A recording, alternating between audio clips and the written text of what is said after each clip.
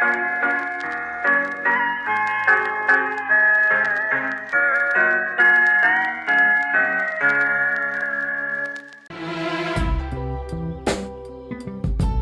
yeah, yeah,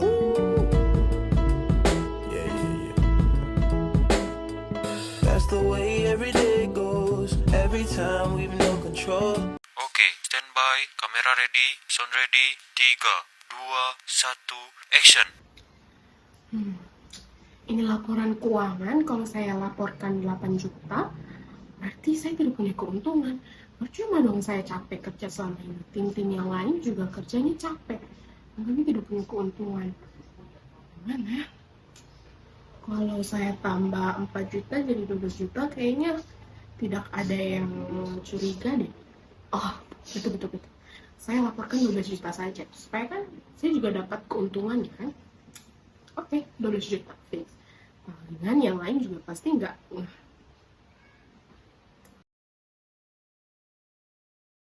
Oke, baik. Selanjutnya kita masuk pada sesi pemaparan anggaran. Di sini saya persilakan teman Rista selaku bendahara untuk memaparkannya. Oke, jadi baik, terima kasih untuk kesempatannya.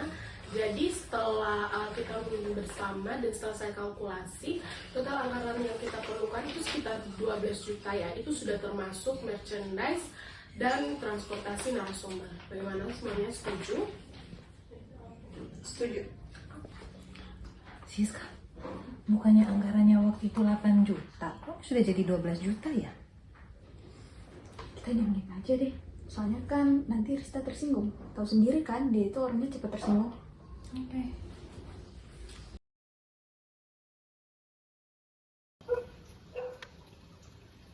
Ran, kenapa diam dari tadi? Biasanya kan paling heboh. Ini tadi pas di rapat, saya rasa anggaran itu kayak dilebih-lebihkan deh oleh si Rista. Tapi kenapa semuanya malas tahu ya? Serius? Mungkin ada biaya tambahan sih, dia lebihkan di bagian mana? Tadi saya sudah cek, terus saya juga sudah tanya sama vendornya yang biasa kita pakai. Itu harganya tidak masuk akal. Contohnya merchandise. Masa harga di proposal 2 kali lipat dari harga pasaran? Dan juga untuk transportasi alumni, narasumbernya kan alumni kita, terus rumahnya juga dekat dengan kampus. Terus kenapa sampai ngomong tadi pas rapat?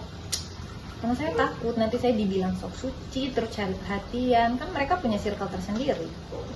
Iya sih, dia juga sering merasa begitu. Cuman mau kemana lagi?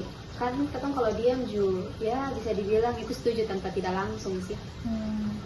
Masalahnya kan saya juga pernah dikucilkan waktu SMA karena dulu saya laporkan teman saya karena dia nyontek, makanya saya dikucilkan. Tapi itu kan beda, ini kan organisasi, itu kan sudah beda. Dulu kan masih SMA, ini kan organisasi ya, mau tidak mau harus bilang sih. Kadang saya juga suka pikir ya, kenapa orang yang suka jujur itu selalu dijauhi. Iya sih, dia juga berpikirnya begitu. Cuman mungkin nilai dari kejujuran itu kan bisa dibilang mahal kan, apalagi sonde semua orang bisa lakukan sih. Sabar-sabar, mungkin nanti bisa terbongkar semuanya. Semoga ya. Iya.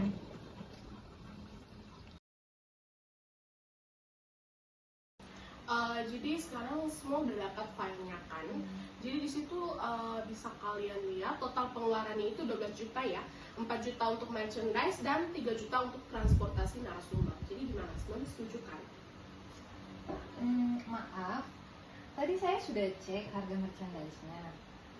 Dan harga per kaosnya itu 50.000. Tapi kok di sini terteranya 100.000 ya? Kok ini bagaimana bisa ya? Oh, sekarang sudah jadi audit nih. Kamu sudah mulai ngecek semua, mulai hitung banget nih. Jadi anggota baru aja, so rajin banget ngecek semua. Kenapa nggak kamu aja yang jadi bendahara?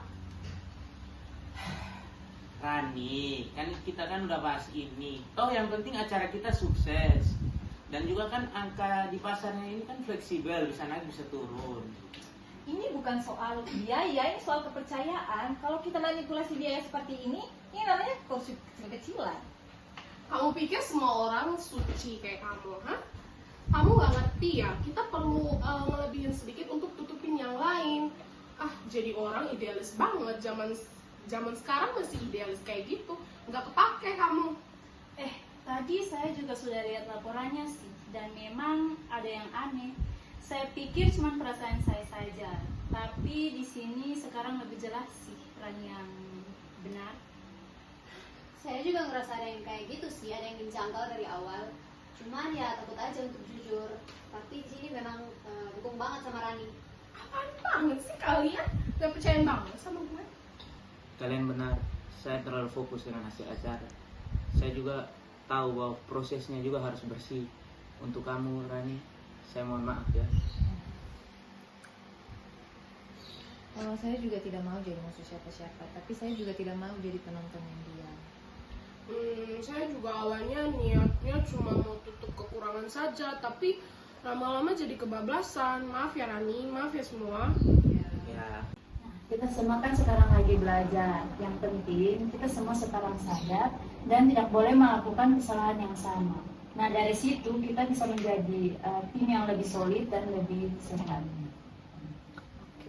Ya keren Ran, nggak semua orang bisa berdiri sendiri duluan. Terima kasih. Mulai sekarang laporan keuangan kita buka bareng aja ya, biar semua bisa lihat dan bisa koreksi. Deal kan? Deal.